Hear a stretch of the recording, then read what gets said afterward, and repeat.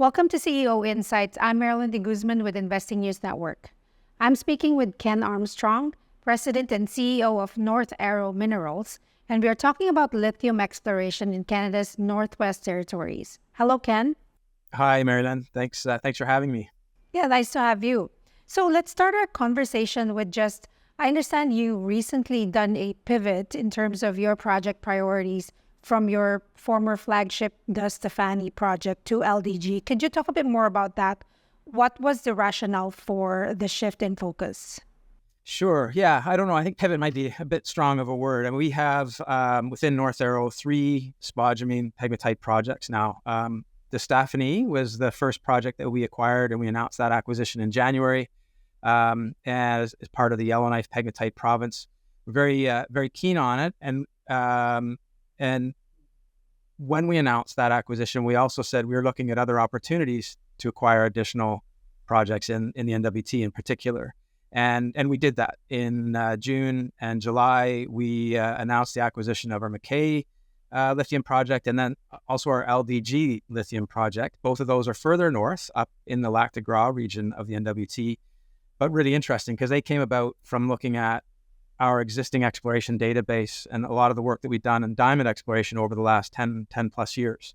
With LDG, we noted from really old government geological mapping, GSC mapping, that there were some spodumene pegmatites noted that were on a property that we already had. We went and stood on them, confirmed they were there, and really recognized the size potential there. The exposures are impressive, but there's also lots of overburden. There's lots of room to expand. So we made the decision. We basically had enough funding in North Arrow to complete one drill program this year. We had been planning on drilling to Stefani, but we made the decision to switch that funding to focus on LDG, really because of the size potential. Now, of course, with the fire situation in the Northwest Territories this summer, the evacuation of Yellowknife, no drilling happened. But that's sort of the main logic for our view. We like all 3 projects. Very few companies have 3 projects that have known spodumene pegmatites on them, and that's the sort of the fortunate position we're in, and we'll get to really push all 3 of them forward now next year.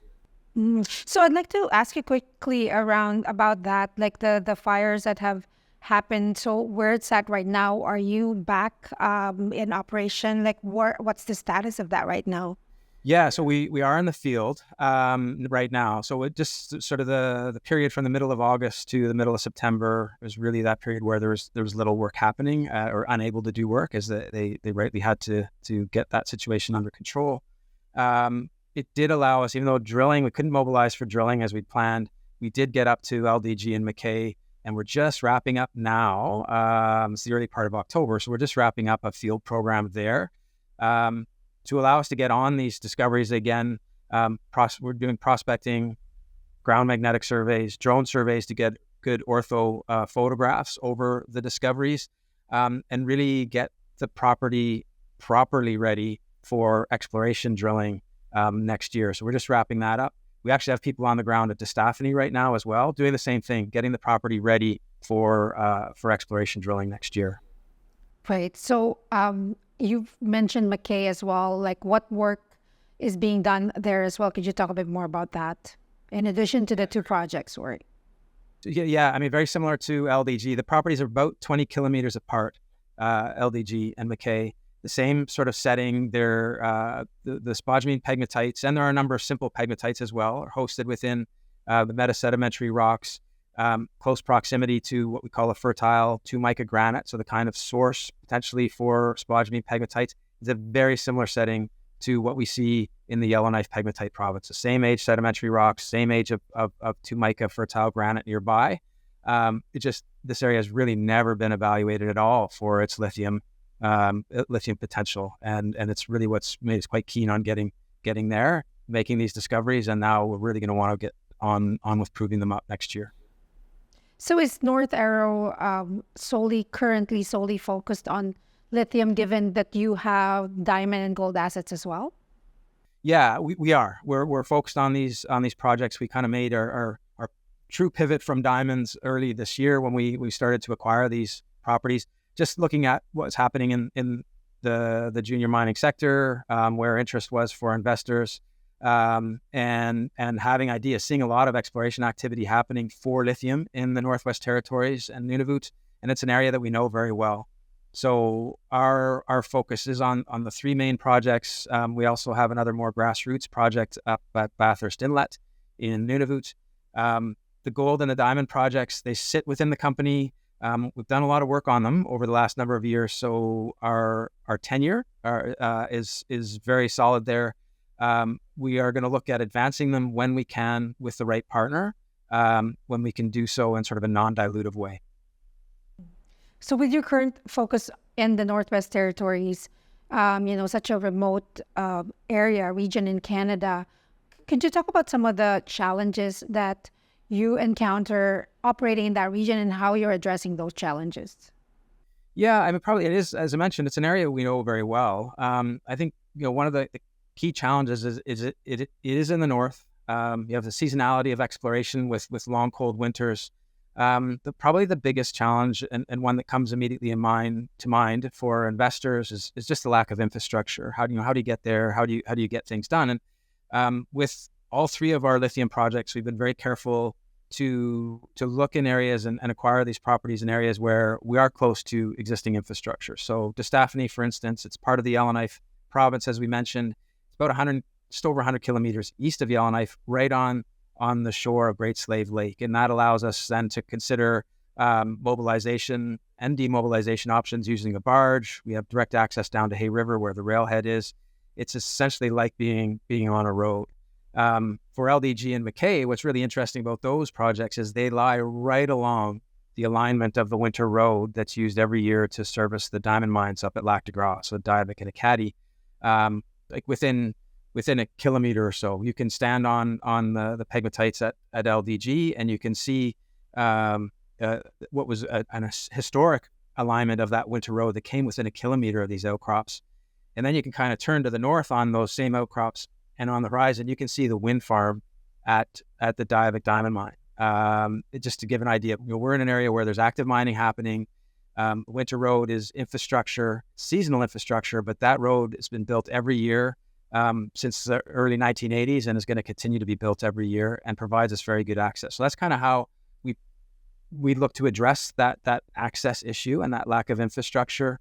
The government of the Northwest Territories is also looking at a road, permanent road access and all-weather road access up into the Lac de Gras area, disrupted by the fires, but just in August they were working on some engagement to look at the first leg of that road that would see it extend up to the south end of Mackay Lake. And Mackay Lake is the lake that our Mackay project is on, and then at the north end of Mackay Lake is where our LDG project is. So more permanent infrastructure is coming, but there's the existing winter road, which is really important.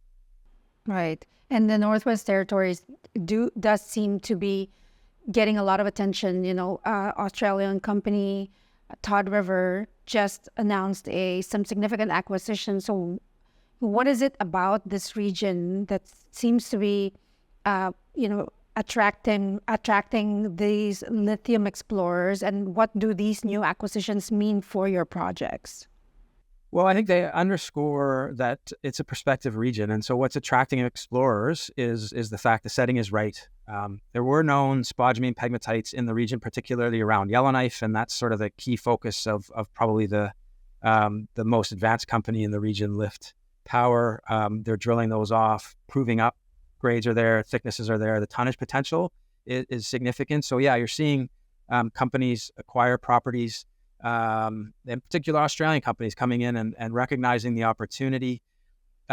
It compares very favorably to other regions in the world, but even in Canada, if you think of the James Bay region of Quebec, where there's a lot of lithium exploration activity happening, and a recognition that the NWT is a little less advanced, a little less well-known, so the opportunities to still acquire properties are there. And it's no more remote than northern Quebec either. When you look at the distances, it's very possible to picture how operations could work. But the key part is the geology has to be there. The deposits have to be there, and we're seeing that they are. And with North Arrow, I think we have a bit of a leg up, and we were able to acquire these projects by staking again, because we're familiar with the region and we haven't had to pay significant costs to get the properties. Now we need to evaluate them. Right. So what's next for North Arrow? What can the investor community expect from your company? Yeah, well, we're in the fall, as mentioned, early October. We're just wrapping up field work at all three of the projects. So there will be news to come from the work that we've done there. As I mentioned, it's prospecting and mapping. A lot of the real groundwork we need to do to be prepared to drill. And then we'll turn our attention to being in a position to see all of these projects drilled in 2024. They all are fully permitted.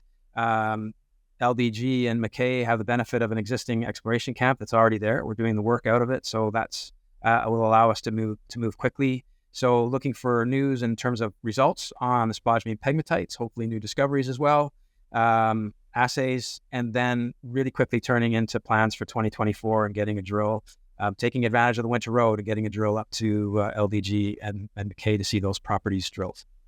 Sounds like a busy few months ahead for the company. I appreciate you taking the time, Ken, to join me today and sharing your insights. Thank you. It's a real pleasure. And thanks everyone for watching. Join us again next time for another engaging conversation on CEO Insights. If you like this video, subscribe to our YouTube channel and turn on notifications so you don't miss any new updates or interviews from Investing News Network.